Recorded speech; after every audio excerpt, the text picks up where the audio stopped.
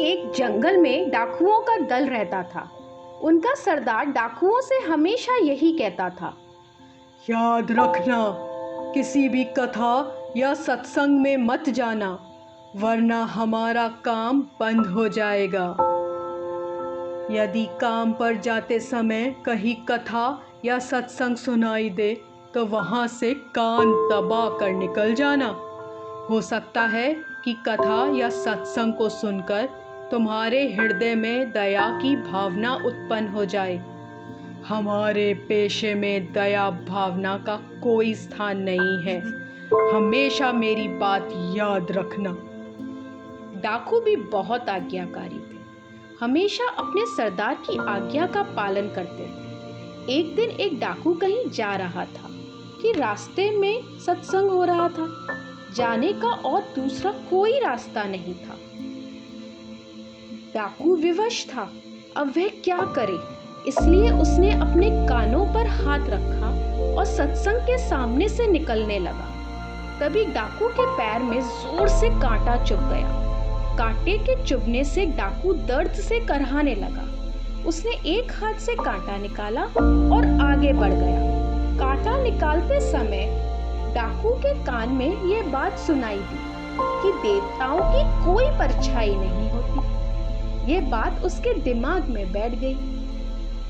कुछ दिनों के बाद डाकुओं ने सरकारी खजाने में डाका डाला और सारी धन दौलत हीरे जवाहरात लूट कर ले गए। डाकुओं ने चोरी के सारे धन को जंगल में ले जाकर छुपा दिया, जिससे किसी को भी शक ना हो। इस बात को काफी दिन बीत गए, लेकिन चोरों का कहीं पता नहीं चल पाया। अब राजा ने चोरों का पता लगाने के लिए अपने गुप्तचर को पूरे राज्य में फैला दिया। एक दिन एक गुप्तचर को एक डाकू पर शक हो गया। सच्चाई का पता लगाने के लिए वह डाकुओं का पीछा करने लगा। उसी राज्य में एक काली माँ का मंदिर था। डाकू काली माँ की पूजा किया करते थे। वह गुप्तचर देवी का रूप बनकर काली की प्रतिमा के पास जाकर खड़ा हो गया। कुछ समय बाद डाकू देवी माँ की पूजा करने आए तो गुप्तचर बोला, तुमने मेरी पूजा नहीं करी, तुमने सरकारी खजाने का सारा धन चुरा खा लिया और मेरी पूजा अर्चना भी नहीं करी। बता दो तुमने धन कहाँ छुपाया है, वरना मैं तुम्हारा सर्वनाश कर दूंगी।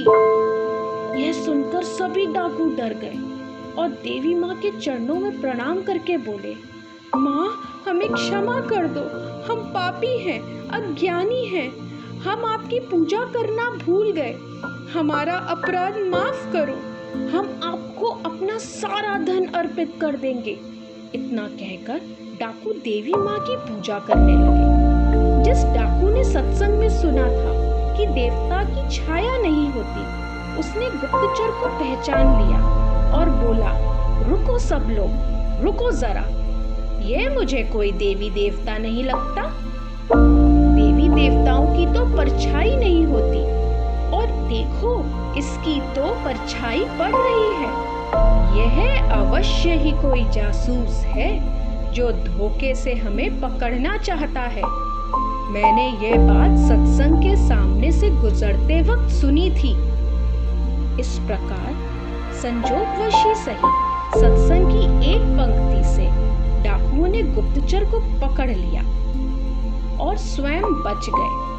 इसके बाद सभी डाकुओं ने देवी माँ की सौगंध खाई कि वह कभी चोरी डाका डालने जैसा बुरा काम नहीं करेंगे, और वह डाकू देवी माँ से क्षमा मांगकर सीधा सत्संग में चले गए और अपना पूरा जीवन भजन कीर्तन करते हुए गुजार दिया। देखा आपने, संयोग से ही सही परंतु सत्संग में सुनी बातें जीवन में कभी व्यर्थ नहीं जाती। तभी तो कहा है, सत्संग वह आईना है जहाँ पर सत्संगी अपने अवगुणों को देखकर सुधारने की कोशिश करता है, और उसकी कोशिश ही उसे एक दिन गुरमुख बना देती है। इंसान का खुद का सुधरना भी किसी सेवा से कम नहीं है। धन्यवाद। कहानी पसंद आई हो तो कमेंट करके ज़रूर बताएं। आपका एक लाइक मेरे को प्रोत्साहन देगा। सब्सक्राइब नहीं किया हो तो प्लीज़ सब्सक्राइब कर लें। धन्यवाद।